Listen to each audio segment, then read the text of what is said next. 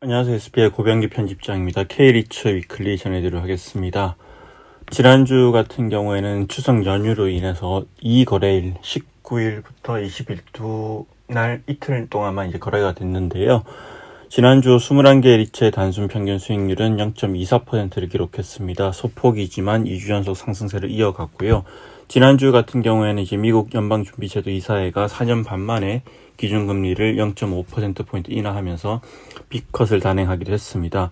이 같은 이제 미국의 금리 인하 기조는 한국 리츠 시장에 호재로 작용할 것으로 예상되는데요. 같은 기간 동안 코스피는 0.69% 상승을 했습니다. 앞서 말씀드린 대로 지난주 시장에서 가장 주목했던 이벤트는 아무래도 미국의 금리 인하였습니다. 미국의 9월 금리 인하 같은 경우에는 시장에서 이미 충분히 예상했던 이벤트이고 시장의 관심사는 금리 인하 폭이었는데요. 연준은 지난 18일에 이제 FOMC를 열고 기준금리를 기존 5.25에서 5.50%에서 4.75에서 0.5%포인트 인하를 했습니다. 금리 인상 이후로 4년 반 만에 이뤄진 빅컷이고요. 총 12명의 연준 위원 중에 한 사람을 제외한 11명이 0.5%포인트 인하에 찬성을 했다고 합니다. 연준의 성명을 보면 최근 지표들은 경제 활동이 계속 견고한 속도로 확장하고 있음을 시사하고 일자리 증가는 둔화되고 실업률은 상승했지만 낮은 수준을 유지하고 있다며 금리 인하 배경을 설명했습니다. 아울러 현지에서는 최근 이제 인플레이션 완화 추이 속에 고용 상황 악화를 막기 위해 연준이 선제적으로 과감한 조치를 취한 것이라는 평가가 나오고 있는데요. 또 앞으로 또 올해 안에 또 추가로 금리를 또 인하할 가능성이 상당히 높은데 특히나 이제 기준금리 전망치 중간값을 연말 기준으로 종전에 5.1%에서 4.4%로 하향하면서 연내 0.5%포인트 추가 금리 인하를 할 수 있다고 이제 예고를 했습니다. 실제로 시카고 상품거래소 패드워치에 따르면 9월 22일 기준으로 선물시장에서는 오는 11월 FOMC에서 연준의 금리를 0.5%포인트 인하할 가능성을 51.4%로 보고 있습니다. 일주일 전에 이제 27.0%를 기록했는데 일주일 전과 비교하면 상당히 크게 상승한 수치입니다. 이처럼 연준이 드디어 금리 인하를 시작한 가운데 이번 주에는 연준이 가장 선호하는 물가지표로 알려진 8월 개인 소비 지출 PCE 가격 지수가 발표될 예정입니다. 아울러 또 제롬 파월 연준 의장과 여러 이제 각 지역별 연준 총재들의 연설이 예정되어 있기 때문에 이 연설에서 또 연준 인사들이 향후 금리 방향성과 관련해서 어떤 이야기를 내놓을지 주목할 필요가 있어 보입니다. 개별 리츠 얘기를 좀 해보겠습니다. 지난주 같은 경우에는 21개 리츠 중에서 13개 리츠가 상승했고 8개 리츠가 하락을 했습니다. 가장 큰 폭으로 오른 리츠는 신한 알파 리츠이고 한 주 동안 6.10% 상승을 했는데요. 신한 알파 리츠 같은 경우에는 앞서 전주에 5.10% 하락하면서 1년 4개월 만에 주가가 5,000원대로 떨어지기도 했습니다. 한 주 만에 전주 낙폭을 만회하면서 다시 6,000원 선을 회복했는데요. 유상증자 발표 이후에 변동성이 큰 모습을 보여주고 있고 특히 이제 지난 20일 같은 경우에는 외국인의 매수세에 힘입어서 하루 동안에만 주가가 4.16%나 올랐는데요. 여러 가지 이제 해석들이 나오고 있지만 해외 상장지수 펀드의 리밸런싱에 따른 영향이라는 분석도 나오고 있습니다. 이들 외에도 시가총액 1, 2위인 SK리츠와 ESR 캔들스퀘어 리츠 같은 경우에는 한 주 동안 각각 2.08% 그리고 2.14% 올라서 강세를 보였는데요. ESR 캔들스퀘어 리츠와 SK리츠 같은 경우는 올해 지금까지 각각 43.84% 그리고 35.68% 오를 정도로 가장 큰 폭으로 오르면서 견고한 상승세를 보여주고 있는 리츠입니다. ESR 캔들스퀘어 리츠 같은 경우 특히나 지난 20일에 장중에는 5,340원까지 올라서 52주 신고가를 기록하기도 했고요.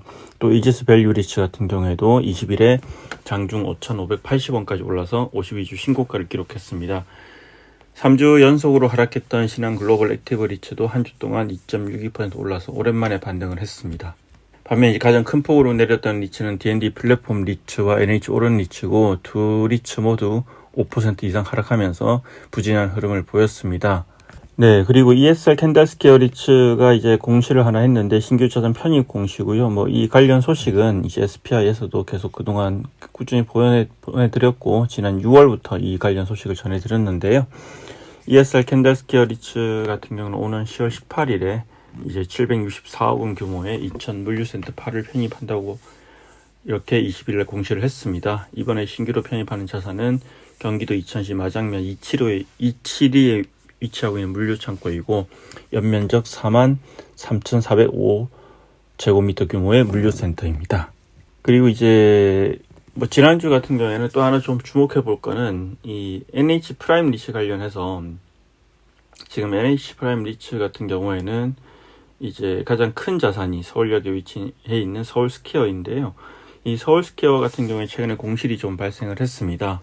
11번가가 강명으로 이전을 하면서 이제 한 5,000평 정도의 공실이 발생했고, 여기에 더해서 또 이렇게 그 위어크가 이 4개층 정도 쓰고 있는데 1개층 정도를 간평을 하면서 또 대규모 공실이 발생을 했습니다.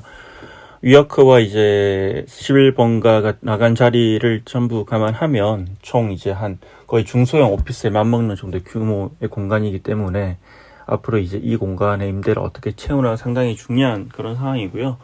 실제로 이제 보면 최근 이제 도심 오피스 시장 같은 경우에는 공실이 조금씩 생기고 있습니다. 그러다 보니까 이런 이제 NH 프라임 리츠와 같이 이제 오피스 리츠들도 앞으로 향후 공실에 대한 관리가 상당히 중요한 상황인데, 이 NH 프라임 리츠의 이제 공실이 앞으로 어떻게 채워질지 좀 지켜볼 필요가 있을 것 같습니다. 마지막으로 이번 주에 사실은 이제 상당히 중요한 이벤트가 하나 있는데요. 이제 리츠 시장에 좀 주목해 볼 만한 이벤트인데 26일에 JR 글로벌 리츠의 주총이 있습니다. 리츠들 주총은 매번 이렇게 하는 이벤트긴 하지만 특히나 JR 글로벌 리츠 주총이 이렇게 관심을 모으는 이유는 이제 JR 글로벌 리츠 같은 경우 올해 주가 하락폭이 상당히 크죠. 10% 이상 하락하면서 이제 마스턴 프리미어 리츠와 더불어 가장 큰 폭으로 내린 리츠인데, 그 주요한 원인으로 이제 지목되는 게 이제 리파이낸싱입니다. 올 연말로 예정된 약 1조 원 규모의 대규모 리파이낸싱이 있고, 이 때문에 또 이 리파이낸싱에서 금리가 상당히 올라가면서 배당컷이 불가피한 그런 상황인데, 이와 관련해서 이제 리츠 AMC인 JR 리츠 운용의 전반적인 대응과 전반적인 운영 역량에 의구심을 가진 소액 주주들이 주주 행동 플랫폼을 통해서 지분을 모으고 있고, 지분을 모아서 이제 대응을 하고 있죠. 이미 지분율 5% 이상을 모아서 주주 상한가에 발송한 상황이고요. 또 특히 소액 주주들은 리츠 AMC의 운용 수수료 인하는 물론이고 232 감사 보수의 승인권에 대해서도 반대한다면서 목소리를 높이고 있는데요. 이런 가운데 또 JR 글로벌 리츠의 이제 주총이 예정되어 있고, 또 JR 리츠 운용이 이번 주총을 통해서 리파이낸싱 진행 사항과 향후 계획에 대해서 보다 상세한 내용을 주주들에 밝힐 계획이기 때문에 어떤 내용을 밝힐지, 또 주주들이 이에 대해서 어떻게 반응을 할지 좀 지켜볼 필요가 있을 것 같습니다. 그리고 이제 JR 리츠 운용 주요 응용력들은 최근에 이제 벨기에 현지를 찾아서 현지 금융시장과 사항을 확인하고 또 리파이낸싱 대응 방안을 논의했기 때문에 이번 주총에서 또 관련 내용이 나올 것으로 예상되고, 특히나 좀 주목해 볼 필요가 있을 것 같습니다. 이상으로 K리츠 위클리 전해드렸습니다. 고맙습니다.